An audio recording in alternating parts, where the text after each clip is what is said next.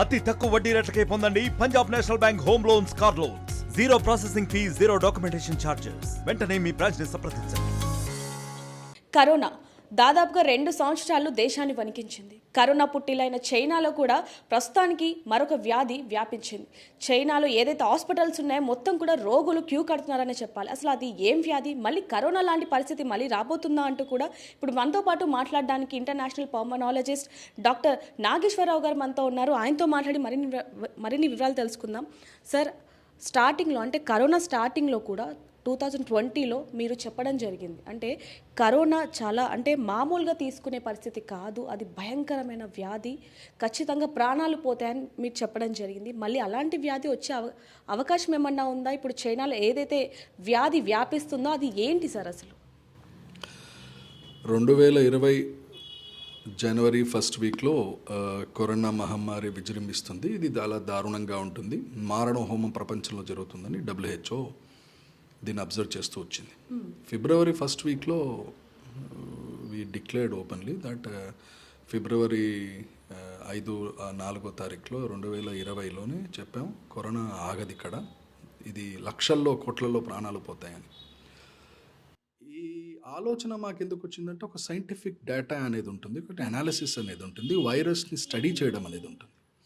ఒక పల్మనాలజిస్ట్గా, ఒక అలర్జిస్ట్ and ఇమ్యునాలజిస్ట్గా viral దాని మీద మాకు 2020 నుంచి మేము తీక్షణంగా ఫోకస్ చేస్తున్నాం.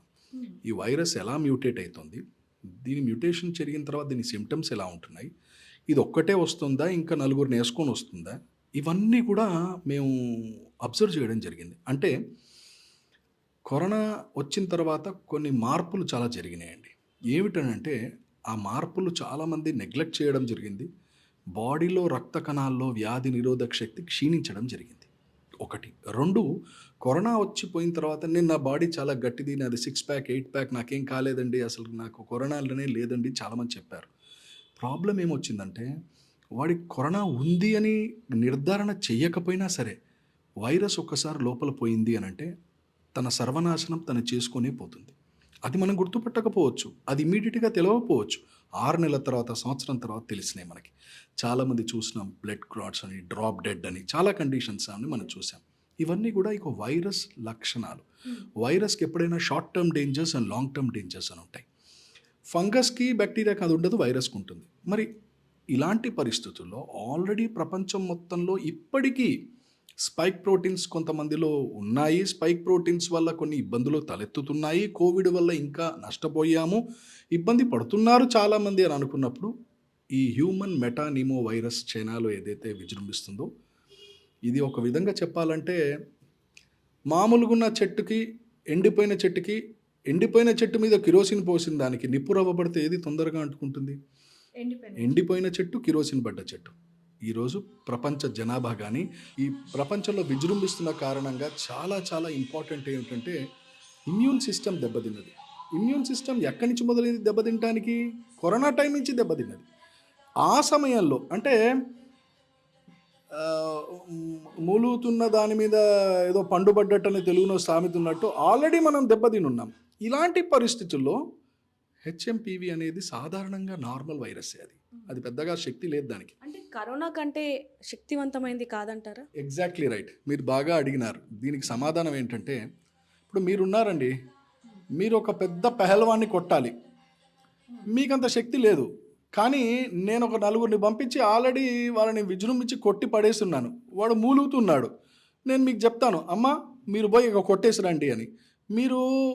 మీరు వేసే చిన్న దెబ్బలకు కూడా వాడు తట్టుకోలేడు, కుప్పగొలుతాడు. అంటే దాని అర్థం ఏంటి? మీరు స్ట్రెంగ్త్ అని కాదు, అక్కడ ఆల్రెడీ క్షీణించి ఉంది వ్యవస్థ. సో ఈ మెటా వైరస్, హ్యూమన్ మెటానిమో వైరస్ ఏదైతే ఉందో, కోవిడ్ తర్వాత ప్రజల్లో వ్యాధి నిరోధక శక్తి క్షీణించడము, వాళ్ళ గట్ దెబ్బతినడము, వాళ్ళ కణాల్లో సైటోకీన్ అనేది ఇంకా విజృంభించడము, ఇవన్నీ జరుగుతున్న తరుణంలో ఇంకా పోలేదు, ఇంకా ఉంది అది. ఆ ఎఫెక్ట్లో కనుక మనం హ్యూమన్ మెటానిమో వైరస్ కొత్త వైరస్ని కనుక ప్రవేశిస్తే దాని అర్థం it is going to make a big danger అని చెప్పాలి. సార్, ఇంకోటి ముఖ్యంగా కరోనా ఎలాంటి లక్షణాలతో వచ్చిందనేది మనం చూసాం. అదే ఇప్పుడు కూడా ఈ HMPV ఏదైతే ఉందో అది కూడా సేమ్ లక్షణాలతో వస్తుంది. మరి ఏ విధంగా అంటారు? ఇక్కడ మనం చెప్పాల్సింది ఒకటి ఉంటుంది. ఏ వైరస్ కన్నా ఇప్పుడు మనిషి ఎవడైనా సరే నోట్లోంచే మాట్లాడతాడు కదా, అలాగే వైరస్కి కొన్ని టిపికల్ సిమ్టమ్స్ ఉంటాయండి. అధికంగా జ్వరం రావడం, ఒళ్ళు నొప్పులు రావడం, దగ్గు రావడం, తుమ్ములు రావడం, దురద రావడం, ఒక్కొక్కసారి గ్యాస్ట్రోఇంటెస్టైనల్ డిస్టర్బెన్స్ రావడం. ఇవన్నీ ఎప్పుడు వస్తాయి? స్టార్ట్ అయిన 2-3 రోజుల్లో తీవ్ర స్థాయిలో వెళ్ళిపోతాయి. దట్స్ ఎ వెరీ టిపికల్ అనమాట. అంటే మేము దీన్ని క్లినికల్ అబ్జర్వేషన్ అంటాం. అందుకనే కంగారు పడాల్సింది లేదు, అబ్జర్వ్ చేయండి. ఎవరు అబ్జర్వ్ చేయాలి? ఇంట్లో తల్లిదండ్రులు అబ్జర్వ్ చేయాలి. కరోనా విషయంలోకి హ్యూమన్ మెటానిమో వైరస్కి కంపేర్ చేసుకుంటే పెద్దగా వ్యత్యాసము లేదండి. అది ఆర్ఎన్ఏ స్టాండర్డ్ వైరస్, ఇది ఆర్ఎన్ఏ స్టాండర్డ్ వైరస్. అది ఇమ్యూన్ సిస్టమ్ని దెబ్బతీస్తుంది, ఇది ఇమ్యూన్ సిస్టమ్ని దెబ్బతీస్తుంది. అది సైటోకిన్ స్ట్రామ్ అనేది తెచ్చి కుప్పగూల్, సైటోకిన్ స్ట్రామ్ అనేది మనం చాలా విన్నాం. సైటోకిన్ స్ట్రామ్ వల్లనే కోట్ల మంది చచ్చిపోయారు కరోనాలో. అలాంటి ప్రభావము ఆ వైరస్ ఏదైతే తెచ్చిందో కరోనా, హ్యూమన్ మెటానిమో వైరస్ కూడా తెచ్చే అవకాశం ఉంది అని ఇప్పుడు మేము చూస్తున్నాం. ఇది డేంజర్ అని చెప్తున్నాం. సార్, కరోనా వచ్చిన తర్వాత దాని మందు కనిపెట్టడానికి చాలా సమయమే పట్టిందని చెప్పొచ్చు, కోవిషీల్డ్ అండ్ కోవాక్సిన్. మరి ఇప్పుడు దీనికి మందు కూడా లేదు అంటూ కూడా చైనా ప్రభుత్వం అంటుంది. మరి దాని సంగతి ఏంటంటారు? అంటే ఇక్కడ మనం చూసినట్టయితే కరోనా విషయంలో మీరు చెప్పింది కరెక్టే. చాలా రోజుల తర్వాత మనం ప్రపంచం అంతా అల్లాడిపోయిన తర్వాత మనకు వైరస్ అనేది రావడం జరిగింది. అయితే హ్యూమన్ మెటానిమో వైరస్లో మాత్రం ఇది చాలా జాగ్రత్తగా గమనించాలి. వాస్తవంగా మీరు చెప్పినట్టు మనకి మందులు ఏవి లేవు, వైరస్ కూడా లేవు. మరి ఏం చేయాలి? అప్రమత్తంగా ఉండాలి. ఏమిటా అప్రమత్తంగా? మళ్ళీ చెప్తున్నాను, తల్లిదండ్రులు చాలా జాగ్రత్తగా ఉండాలి. పిల్లలకు గనక ఈ సిమ్టమ్స్ ఉంటే దయించి పిల్లల్ని స్కూల్కి పంపవద్దు. ఏం పర్లేదు, వారం రోజులు 10 రోజులు ఇంట్లో పిల్లోడు ఉన్నా పర్లేదు, కానీ స్కూల్కి పంపద్దు. గ్రూప్స్ ఉన్న చోట పంపద్దు. ఎక్స్కర్షన్స్ అని చెప్పి, ఈ పిక్నిక్లు అని చెప్పి వింటర్లో బయటికి పంపిస్తుంటారు, అవన్నీ పంపవద్దు. That's a first thing. ఎందుకు? ఆ ఇన్ఫెక్షన్ సోకకుండా కాపాడుకోవాలి. ఒక్కసారి సోకిందంటే దానికి నార్మల్గా ఇది మందు అని లేదండి. You have to increase the immune system. Immune boosters తీసుకోవాలి. ఒకవేళ గనక 2-3 రోజులు తగ్గకపోతే, తీవ్ర స్థాయిలో వెళ్ళి దగ్గు ఆయాసం గనక పెరిగితే, జ్వరంతో పాటు ఇవన్నీ పెరిగితే ఇమ్మీడియట్గా హాస్పిటల్లో అడ్మిట్ చేయడం. అదే జరుగుతుంది చైనాలో కూడా. ఏం కాదు ప్రతి సంవత్సరం వచ్చేదే కదా హ్యూమన్ మెటానిమో వైరస్, దానికి ఇంత మాట్లాడుతున్నారు ఏమిటి అని చాలామంది అన్నారు. అన్న వారం రోజుల్లో బెడ్లు ఫుల్ అయిపోయినాయి. భయపడాల్సిన అవసరమే లేదు అని చెప్పి ఆహాకారాలు వినపడుతున్నాయి. అందరూ మాస్కులు వేసుకొని తిరుగుతున్నారు. మన వాళ్ళు నమ్మలేదు చాలామంది కూడా. నేను చైనాలో ఉన్న మా డాక్టర్స్ని కనుక వాళ్ళ హ్యాండిల్స్లో వెళ్ళి ఏం జరుగుతుందని చెప్తే అక్కడ మీడియా మీద ఉక్కుపాదం పెట్టి బయటికి రాకుండా ఇన్ఫర్మేషన్ చేశారు. అప్పుడు జాపనీస్ డాక్టర్స్ చాలామంది ఓపెన్గా వచ్చి ఎస్, చైనాలో విపరీతంగా విజృంభిస్తున్న మాట వాస్తవం అని చెప్తే అప్పుడు WHO అడుగుతూ ఎస్ అవును, మా కేసులు బాగా పెరిగినాయి, హాస్పిటల్ అడ్మిషన్ పెరుగుతుందని చైనా ఒప్పుకోవడం జరిగింది. ఇదన్నీ 2 రోజుల్లో జరిగిన సంఘటన. సార్, అయితే ముఖ్యంగా చిన్నపిల్లల మీద ఇది ఎక్కువగా ప్రభావితం చూపిస్తుంది, అలాగే వృద్ధుల మీద కూడా ఎక్కువగా ప్రభావితం చూపిస్తుందని చెప్తున్నారు. దానికి మరి ఏ విధంగా ఉంటారు? అంటే కోవిషీల్డ్ అనేది కూడా అప్పుడు చైనాలోనే వ్యాపించడం జరిగింది, మెల్లమెల్లగా మన దేశాలన్నిటికీ కూడా వ్యాపించింది. మరి ఇప్పుడు కూడా అది వ్యాపించే పరిస్థితి ఏమైనా ఉందంటారు? అంటే ఒక వైద్యుడు లాగా, ఒక పల్మనాలజిస్ట్ లాగా, ఇమ్యునాలజిస్ట్ లాగా వరల్డ్ ఈజ్ వన్ అని నమ్మేవాడినండి. అంటే ఎక్కడో కాంగో దేశంలో మారుమూలలో H5N1 అనే వాటి కోళ్ళకి, పౌల్ట్రీ ఫామ్కి వచ్చింది, ఏమవుతుంది మన వరకు రాదు అని నేను అనుకోలేదండి. ఆఫ్రికన్ కంట్రీలో H5N1 విజృంభించక ముందర నెల రోజుల క్రితం నేను అలర్ట్ చేయడం జరిగింది. ఇది ఇప్పుడు ఇదే ఆహాకారాలు యుఎస్లో వినపడుతున్నాయి, కాలిఫోర్నియాలో వినపడుతున్నాయి, ఇలాంటి స్టేట్స్లో వినపడుతున్నాయి. ఎందుకంటే అక్కడ H5N1 వైరస్ విజృంభిస్తోంది. అది మనుషులకి, అంటే జంతు మృగాలకి, కోళ్ళకే కాకుండా మనిషికి కూడా వస్తుంది. సో ఇక్కడ మనం చూసుకోవాల్సింది ఏంటంటే, వైరస్ ఏదైనా సరే నేను ఇంతకుముందు చెప్పినట్టే, ఇనుప రేకుకి నిప్పు అంటుకోదండి. చెక్క మీద కనుక పెట్రోల్ పోసి నిప్పు అంటుకుంటే బగబగ మండుతుంది. That is a condition of the human immune system. Human immune system క్షీణించడం వల్ల, పొట్ట క్షీణించడం వల్ల, ఈ ఫుడ్ హ్యాబిట్స్ సరిగ్గా మనం మార్చుకోపోవడం వల్ల, స్ట్రెస్ లెవెల్స్ కంట్రోల్ చేసుకోకపోవడం వల్ల బాడీ హ్యాస్ బికమ్ వీక్. అది మాత్రం వాస్తవం. ఇంకోటి సార్, ముఖ్యంగా ఆల్రెడీ ఈ HMPV ఏదైతే ఉందో అది ఆల్రెడీ డ్రాగన్లో రావడం జరిగింది. అప్పుడే కనుక సరైన జాగ్రత్తలు తీసుకోకుండా ఉండుంటే కనుక ఇప్పుడు చైనా దాకా వచ్చేది కాదు. అప్పుడే కొంచెం జాగ్రత్త తీసుకున్నా ఇన్ని దేశాలకు కూడా వచ్చేది కాదు అనేది ఒక చిన్న ఇది ఉంది. దాని గురించి అంటే దీంట్లో నేను కొద్దిగా ఆలోచనాపరంగా విభేదిస్తున్నాను. ఎందుకనంటేనండి, నేను ఇంతకుముందు చెప్పాను వరల్డ్ ఈజ్ వన్, ప్రపంచమంతా మన గుప్పెట్లో. ఎట్లాగైతే టెక్నాలజీ ఉందో, అంటార్కిటికాలో యూట్యూబ్ పెట్టినా నాకు ఇప్పుడు నిమిషంలో తెలుస్తుంది. వైరస్ కూడా అలాగేనండి. మీకు గుర్తున్నట్టయితే కోవిడ్ విజృంభించినప్పుడు ఫస్ట్ చేసింది ప్రభుత్వాలు ఏమిటి? వాళ్ళ గేట్లు వాళ్ళు మూసుకున్నారు, ఎయిర్పోర్ట్లు క్లోజ్ చేశారు, ఇంటర్నేషనల్ ట్రాన్స్పోర్ట్ అంతా స్తంభించిపోయింది. అలా చేసినట్టయితే మీకు వైరస్ రాకుండా, అంటే చైనాలోనే ఉండిపోతుంది, మా భారతదేశానికి రాదు, సరే అక్కడే ఉంటుంది, ఇక్కడ వరకు రాదు తెలుగు రాష్ట్రాలకు అని చెప్పొచ్చు. కానీ ఇప్పుడు అది పరిస్థితి లేదు.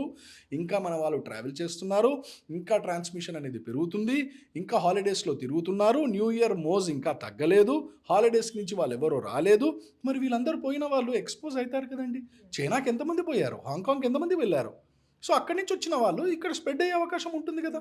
సో ప్రభుత్వం తీసుకోవాల్సిన జాగ్రత్తలు ఏంటంటే ఇంటర్ స్టేట్ ఇంటర్నేషనల్ కాంటాక్ట్స్ ఏవైతే ఉంటాయో, ట్రావెల్ వాళ్ళు చేసేవాళ్ళు ఉంటారు, వాళ్ళని ఖచ్చితంగా బార్డర్స్లో, ఎయిర్పోర్ట్స్లో వాళ్ళని స్క్రీన్ చేసి పంపిస్తే కనుక కొత్త వరకు మనం వైరస్ని కట్టడి చేసే అవకాశం ఉంటుంది. సార్ ముఖ్యంగా ఇప్పుడు చలికాలం ప్రతి ఒక్కరికి కూడా, అంటే వెదర్ చేంజ్ అయింది కాబట్టి చిన్నపిల్లలకు కావచ్చు, అంటే ఏజ్ వాళ్ళకైనా సరే ఖచ్చితంగా జలుబు, దగ్గు, జ్వరం, ఒళ్ళు నొప్పులు ఇవన్నీ వస్తుంటాయి. మరి ఏ విధంగా కనుక్కోవడం అంటారు వీటిని? ఎన్ని రోజులు ఉంటాయి కనుక్కో? ఇది దట్స్ ఇంపార్టెంట్ క్వశ్చన్ అండి. ఈ విషయంలో మేము వరల్డ్ ఎలర్జీ ఫౌండేషన్ అంతర్జాతీయ అధ్యక్షుడిగా నేను ఒక బులెటిన్ కూడా ఇప్పుడు రిలీజ్ చేస్తున్నాను. పేరెంట్స్కి, ఎస్పెషల్లీ ఎడ్యుకేషన్ ఇన్స్టిట్యూషన్స్కి, ఒకవేళ కనుక ఇంట్లో పిల్లాడికి 1-2 రోజుల్లో జ్వరం తగ్గట్లేదు అని అంటే ఇమీడియట్గా స్కూల్ బంద్ చేయండి, ఏం పర్లేదు, 2-3 రోజులు నష్టం ఏం లేదు అని ఇంట్లో ఉండనండి. మంచి పోషకాహారం ఇవ్వండి, మంచి వైటమిన్ సి, నిమ్మరసం తాగించండి, నీరు, హైడ్రేషన్ వెరీ ఇంపార్టెంట్ అండి. వైటమిన్ సితో పాటు నీరు ఎక్కువగా తాగించండి. వాడికి వైటమిన్ డి ఎండలో కొద్దిసేపు కూర్చోబెట్టండి. వైటమిన్ డి సప్లిమెంట్స్ ఉంటాయి అవి ఇవ్వండి, బి కాంప్లెక్స్ ఉంటాయి అవి ఇవ్వండి. ఇప్పుడు చేయవలసింది కిమ్ కర్తవ్యం ఇమ్మీడియట్గా అంటే నేను చెప్పాను షార్ట్ టర్మ్ అండ్ లాంగ్ టర్మ్గా మేనేజ్ చేయాలని. దాని డ్యామేజ్ షార్ట్ టర్మ్, లాంగ్ టర్మే, మన మేనేజ్మెంట్ షార్ట్ టర్మ్. ఇమ్మీడియట్గా చేయవలసిన రోల్ ఎవరి దగ్గర ఉంది అంటే ఎడ్యుకేషనల్ ఇన్స్టిట్యూషన్స్ అండ్ పేరెంట్స్, తల్లిదండ్రుల చేతిలో, ఎడ్యుకేషనల్ ఇన్స్టిట్యూషన్ చేతిలో ఉంది. ఇది గనక మనం మిస్ అయితే సమాజంలో గాడి తప్పినట్టే. మీరు ఇంతకుముందు చెప్పినట్టు 14 years లోపల ఉన్న పిల్లలు దెబ్బతినే అవకాశం ఉంటుంది. వాళ్ళ చిన్న చిన్న శ్వాసగొట్టాలు, ఊపిరితిత్తుల్లో సూక్ష్మ శ్వాసగొట్టాలు దెబ్బతినే అవకాశం ఉంటుంది. తద్వారా ఎయిర్ ట్రాపింగ్ అని అంటాం, నిమోనియాస్ అంటాం, ఇవన్నీ కూడా వచ్చి హాస్పిటల్ అడ్మిషన్ అయ్యే అవకాశం. అదే జరిగింది చైనాలో ఇప్పుడు 3 రోజుల క్రితం, వారం రోజుల క్రితం అదే జరిగింది. అది మన భారతదేశంలో తీసుకురావద్దు అంటే ఫస్ట్ ఎవరు ఏం చేయాలి? Number 1 parents, number 2 education institutions, number 3 media, number 4 doctors. ఇది ఒక టీమ్గా ఫామ్ చేయాలి గవర్నమెంట్. ఇమ్మీడియట్గా government has to form immediate committee. ఈ 4 బాడీస్ని ఉండి మానిటర్ చేస్తుండాలి. ఎందుకంటే ఇక్కడ నుంచి బ్లాస్ట్ అయితేనే అది వేరే వాళ్ళ దగ్గర పోతుంది. కరోనాలో ఇది మనం చేయలేము. మనం కనుక్కునే లోపలే శవాలన్నీ మనకు కనపడ్డాయి. ఆ ప్రమాదాలు వస్తాయా అనంటే ఎస్, అది వైరసే, ఇది వైరసే. దాని పాత్వే ఇమ్యూన్ సిస్టంలో ఒకటే, దీని పాత్వే ఇమ్యూన్ సిస్టమ్ ఒకటే. అది సైటోకిన్ స్టార్మ్ తెప్పిస్తుంది, ఇది కూడా సేమ్ సెల్స్ని వాడుకుంటుంది బాడీలో. ఇమ్యూనాలజిస్ట్గా, పల్మనాలజిస్ట్గా అప్రమత్తంగా ఉండాలి అని మాత్రం చెప్తున్నారు. సార్ ఇంకోటి ముఖ్యంగా చివరిగా, అంటే ఎవరికైతే ఎక్కువగా ఇది సోకిస్తుంది అనే దాని ప్రకారం చూసుకుంటే ఊపిరితిత్తుల సమస్య, శ్వాస సమస్య ఉన్న వాళ్ళకి ఇది ఎక్కువగా త్వరగా వ్యాపిస్తుంది అంటున్నారు. వాళ్ళు ఎలాంటి జాగ్రత్తలు తీసుకోవాలి అంటారు? ఖచ్చితంగా మాస్క్ పెట్టుకొని బయటికి వెళ్ళండి. మళ్ళీ చెప్తున్నాను, చాలామంది అంటారు కోవిడే లేదు కదా, మాస్క్ అంటారేంటి డాక్టర్ గారు, మళ్ళీ ఇలా ఏంటి ఎలా పెడుతున్నారు అని. మిమ్మల్ని మీరు కాపాడుకోవడానికి ఏమేమి చెయ్యాలో అది చెయ్యండి. ఫస్ట్ థింగ్ చేయవలసింది మాస్క్, ఫేస్ మాస్క్.